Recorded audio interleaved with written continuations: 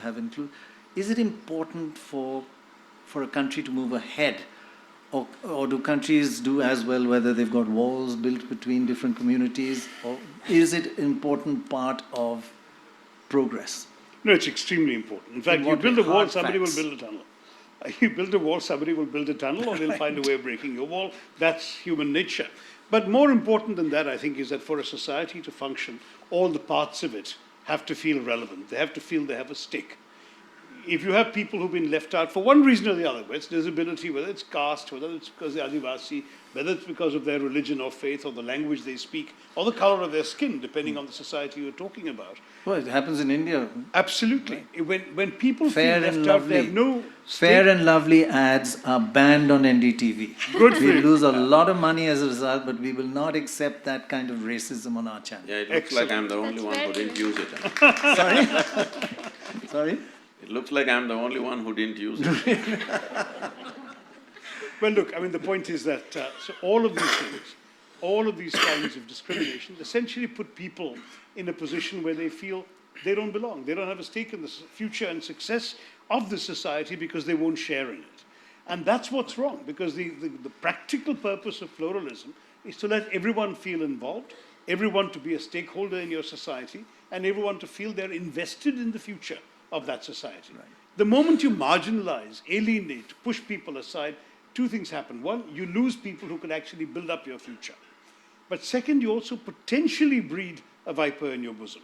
There is no question that it's often the alienated individuals in a society, the disaffected, the ones who feel left out, who are the ones who will turn against it, or at least give aid and succor to those who want to come and harm the society. Right. So in every respect, it's in the interests of any society to be as inclusive, as accommodative, as pluralism requires. There's a very major university in America, in California, that's doing a simulation study about building walls, walls that are built, and their simulation with artificial intelligence predicts a civil war in India in the next 5 to 10 years. Now, that could be all wrong, robots, and they don't understand India.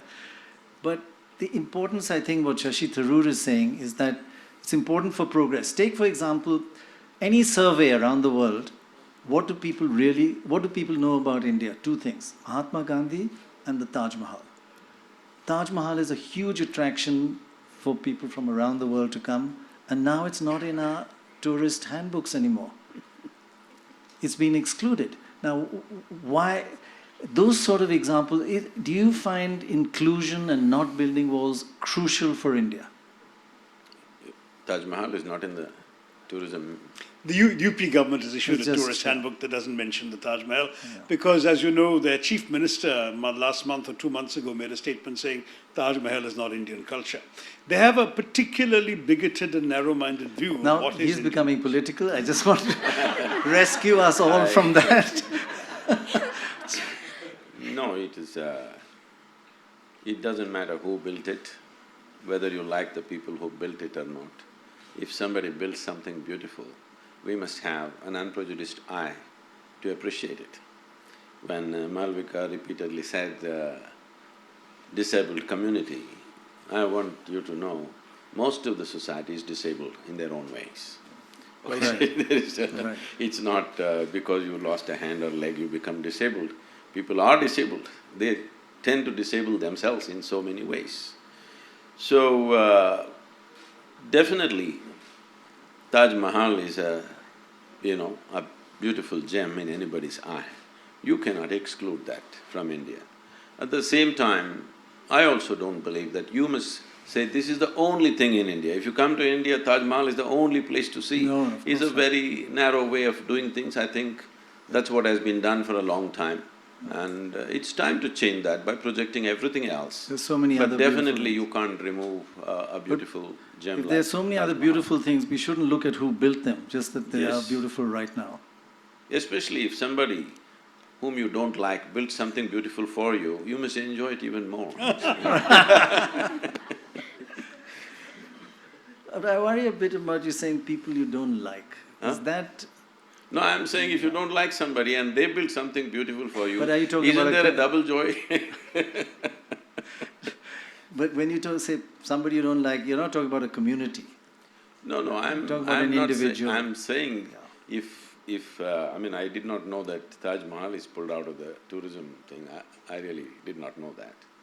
I'm saying the only reason why you may do such a thing is because you don't like someone who built it, because there is a history of invasion, there is cruelty, there are terrible truths of the past. Shashi has been… I am yet to read the book, I have the book, but I've heard him speak here and there about all the things that have been done during the British era, which is very cruel. Absolutely. But if we go to UK now, we don't hate those people. Yes, they have done this to us, we should never forget it. We should never forget it. This has been done to us because this should not be done to us once again. But it does not mean today's generation of English people, we have to hate them. Correct. No, that's not it.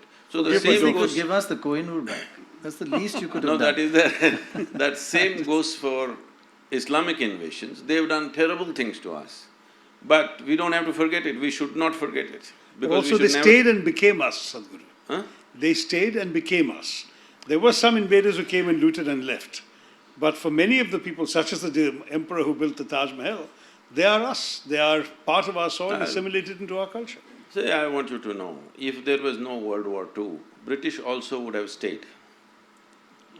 So that doesn't mean that happened because of their love for you. No, but Sadhguru, they sent everything from here back to England.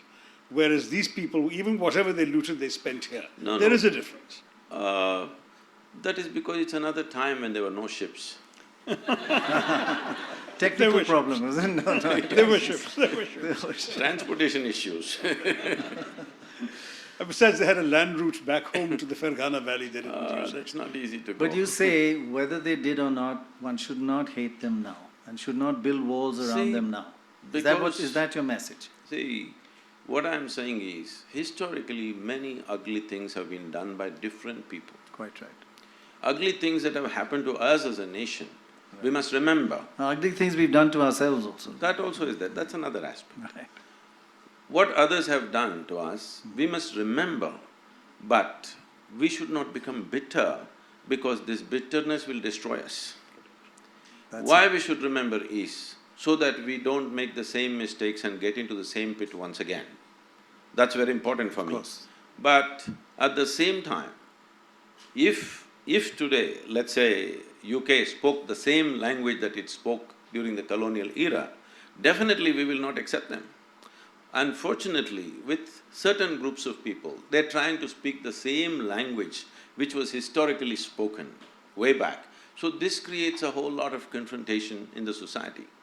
And this entire misuse of this for democratic purposes, when I say democratic purposes, because it's all a number game, so people are playing this game for last 70 years.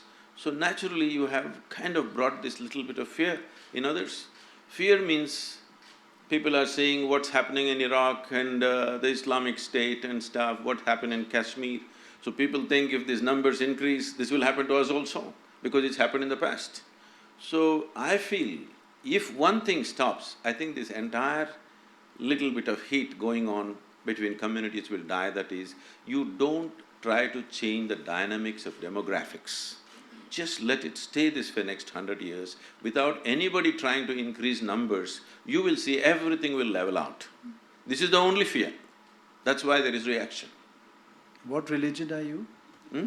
What religion are you? I never identified with myself with any religion as such, because we think must that's understand gone. this, religion is a very foreign thing to India.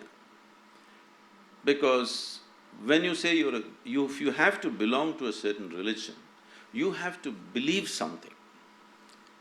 But this has always been a land of seekers. We never ever believed anything. It doesn't matter, even when the so-called divine entities came, when Shiva came, his wife asked 1,000,000 questions. The Shiva Sutra is full of questioning. And if Krishna comes, this man, his disciple, supposed to be asked 1,000 questions.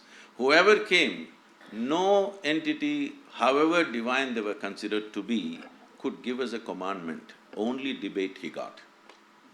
Because there was no such idea as the God in our minds ever. So there is no belief system, so how can you say there is a religion? So it's great that you're not a God man and you don't have a religion. I think that's a huge, God bless you actually for that. No, this.